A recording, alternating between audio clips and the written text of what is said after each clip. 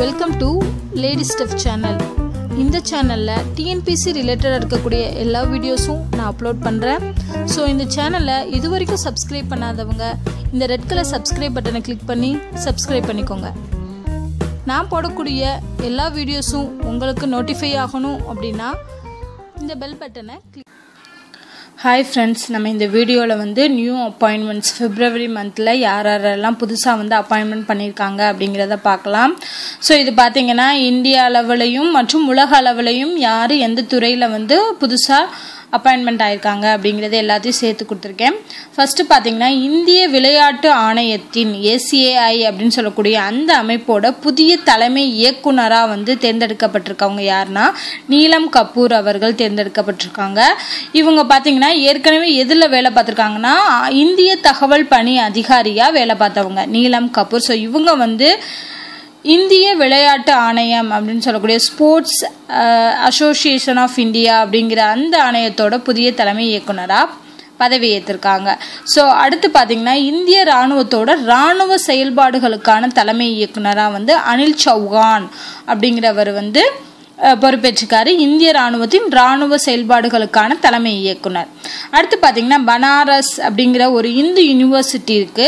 So Hindu பல்கலைக்கழகத்தோட புதிய துணைவேந்தராக பொறுப்பேற்றிருக்கவங்க சோபதே BA சோபதே அப்படிங்கிறவங்க பனாரஸ் இந்து பல்கலைக்கழக புதிய துணை வேந்தராக பொறுப்பேற்றிருக்காங்க.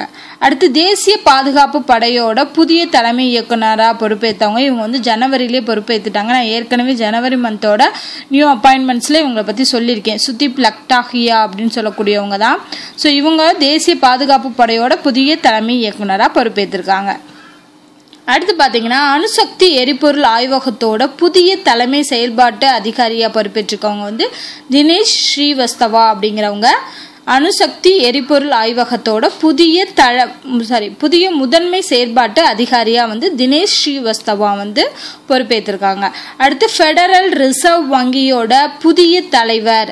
ஸோ ஃபெடரல் ரிசர்வ் வங்கியோட புதிய தலைவராக பொறுப்பேற்றிருக்கவங்க ஜெரோம் H பவல் அப்படின்னு சொல்லக்கூடியவங்க. ஸோ ரிசர்வ் பேங்க்னாலே என்ன அர்த்தம்?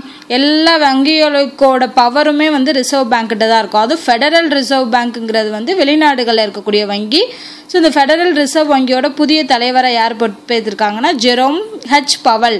பவல்னா பவர் அப்படின்னு ஞாபகம் வச்சுக்கோங்க. ஸோ H பவர் எல்லாத்துக்கான H பவரும் ஃபெடரல் ரிசர்வ் வங்கிக்கு இருக்கு அப்படின்னு. ஸோ H பவல்ங்கிறது ஞாபகம் வந்துடும்.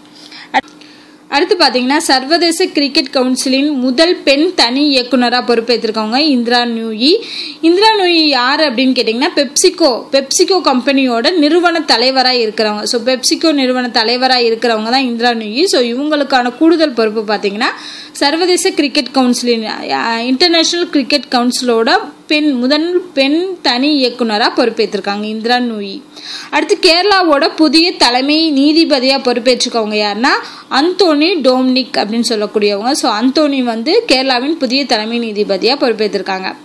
அடுத்து SBI கார்டு. இந்த SBI கார்டோட புதிய மேலாண் இயக்குனர் மற்றும் முதன்மை செயல் அலுவலராக யார் பொறுப்பேற்றிருக்காங்கன்னா ஹர்தயால் பிரசாத் அப்படிங்கிறவங்க. ஸோ ஹர்தயால் பிரசாத் SBI கார்டோட புதிய மேலாண் இயக்குனர் மற்றும் முதன்மை செயல் அலுவலகராக பொறுப்பேற்றிருக்காரு. அடுத்து சாகித்ய அகாடமியின் புதிய தலைவர். ஸோ சாகித்ய அகாடமி விருது கொடுப்பாங்க இல்லையா, சாகித்ய அகாடமி விருது கொடுக்கறதோட அந்த அகாடமியோட புதிய தலைவராக யார் பொறுப்பேற்றிருக்காங்கன்னா சந்திரசேகர் கம்பர் அப்படின்னு சொல்லக்கூடியவர். சந்திரசேகர கம்பர். நமக்கு தெரியும் சாகித்ய அகாடமிங்கிறது ஒவ்வொரு சிறந்து விளங்கக்கூடிய நூல்களுக்கும் எழுதின ஆசிரியர்களுக்கு விருது வழங்குவாங்க. ஓகேவா? ஸோ அப்படி பார்த்தோன்னா கம்பர் பார்த்தீங்கன்னா கம்பராமாயணம்ங்கிற ஒரு சிறந்த நூலை எழுதியிருக்காரு அப்படின்னு ஞாபகம் வச்சுக்கோங்க. ஸோ கம்பர் ரிலேட்டட் இலக்கியம் ரிலேட்டடாக வர்றதுனால சாகித்ய அகாடமியை நம்ம ஈஸியாக ஞாபகம் வச்சுக்கலாம். சாகித்ய அகாடமியின் புதிய தலைவர் கம்பர் அப்படின்னு ஞாபகம் வச்சுக்கலாம், சந்திரசேகர கம்பர். அடுத்து நேபாளத்தின் புதிய பிரதமராக பொறுப்பேற்றிருக்கவர் KP சர்மா ஒலி அப்படிங்கிறவங்க பொறுப்பேற்றிருக்காங்க. இது எப்படி ஞாபகம் வச்சுக்கலாம்னா அதாவது நேபாளம் பாலத்தில் ஒளி அடிக்குது அப்படின்னு ஞாபகம் வச்சுக்கோங்க. நேபாளத்தில் பாலம் அப்படிங்கிற வேர்டு வருது இல்லையா. ஸோ பாலத்தில் ஒளி அடிக்குது, பாலம் இருட்டாக இருக்குது போக முடியாது, ஸோ ஒளி அடித்து போகிறோம் அப்படின்னு ஞாபகம் வச்சுக்கோங்க. ஸோ நேபாளம்னாலே ஒளி அப்படிங்கிறது ஞாபகம் வந்துடும். ஸோ சர்மா ஒலி தான் புதிய பிரதமராக இருக்காங்க. அடுத்து தென்னாப்பிரிக்காவோட புதிய அதிபராக யார் பொறுப்பேற்றிருக்காங்கன்னா ஷிரில் ராம போசா அப்படின்னு சொல்லக்கூடியவங்க, சிரில் ராமபோசாங்கிறவங்க வந்து தென்னாப்பிரிக்காவோட புதிய அதிபராக பொறுப்பேற்றிருக்காங்க. அடுத்து வந்து இந்திய வரலாற்று ஆராய்ச்சி கழகத்தோட புதிய தலைவராக யார் பொறுப்பேற்றிருக்காங்கன்னா அரவிந்த் ஜாம் கேத்கர் அப்படிங்கிறவர். So Aravind B jam Ketkar இது வந்து இந்திய வரலாற்று ஆராய்ச்சி கழகத்தோட புதிய தலைவராக பொறுப்பேற்றிருக்காங்க. இது எப்படி ஞாபகம் வச்சுக்கலாம் அப்படின்னா வந்து ஜாமோட வரலாறு என்ன அப்படிங்கிறத வந்து ஆராய்ச்சி பண்ணுறாங்க அப்படின்னு ஞாபகம் வச்சுக்கோங்க. ஸோ ஜாமோட வரலாறு என்ன அப்படிங்கிறத ஆராய்ச்சி பண்ணுறாங்க.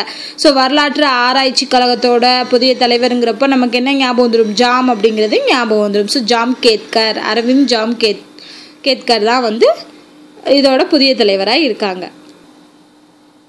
அடுத்து பார்த்தீங்கன்னா சர்வதேச நிதி நடவடிக்கை குழுவின் துணை தலைவராக எந்த நாடு வந்து நியமிக்கப்பட்டிருக்கு. ஸோ நாடுகள் தான் வந்து சர்வதேச நிதி நடவடிக்கை குழுவுக்கு நியமிக்கப்படுறாங்க. அப்படி பார்த்தோம்னா சைனா நாடு தான் வந்து துணை தலைவராக வந்து நியமிக்கப்பட்டிருக்காங்க.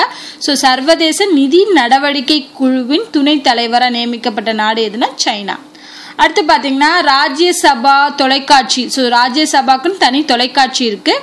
அந்த தொலைக்காட்சி சேனலோட முதன்மை ஆசிரியராக பொறுப்பேற்றிருக்கவங்க வந்து ராகுல் மகாஜன்.